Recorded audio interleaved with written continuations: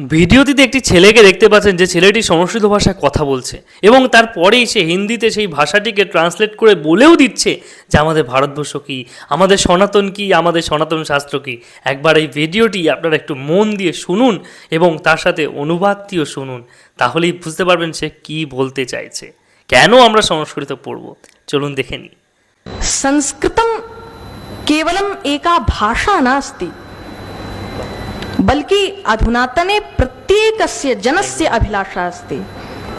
केवल एक भाषा नहीं, बल्कि आज के युग में प्रत्येक की अभिलाषा है।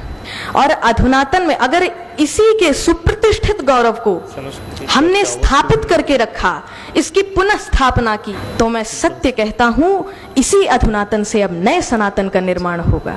सनातनस्य एव स्थानमेतदस्ति यत् इतिहासस्य स्वर्णपृष्ठेषु यल्लिखितां संस्कृतिं ज्ञात्वा जनाः तस्मै नमस्कारं कुर्वन्ति। कि केवल सनातन का ही ऐसा स्थान है कि इतिहास के स्वर्ण पृष्ठों पे जिसकी केवल संस्कृति को जान लेने से, कुछ जानने की ज्यादा आवश्यकता नहीं, बस संस्कृति जान लेने से, आचरण जान लेने से व्यक्ति उसको प्रणाम करने पर मजबूर हो जाता है, विवश हो जाता है। ये है सनातन। শুনলেন তো? এবং ভিডিওটি দেখার পর আপনার মনের মধ্যে কী অনুভূতি আসছে? যদি ভিডিওটি ভালো লাগে এবং আপনিও যদি সংস্কৃত পড়তে চান, সংস্কৃতের সাথে যুক্ত হতে চান, তাহলে অবশ্যই আমার পেজটিকে ফলো করে পাশে থাকতে পারেন এবং বিভিন্ন সনাতন শাস্ত্র বিষয়ক বিভিন্ন কিছু আপডেট পাওয়ার জন্য অবশ্যই পেজটিকে ফলো করে পাশে থাকুন, যাতে নতুন নতুন কিছু শিখতে পারেন।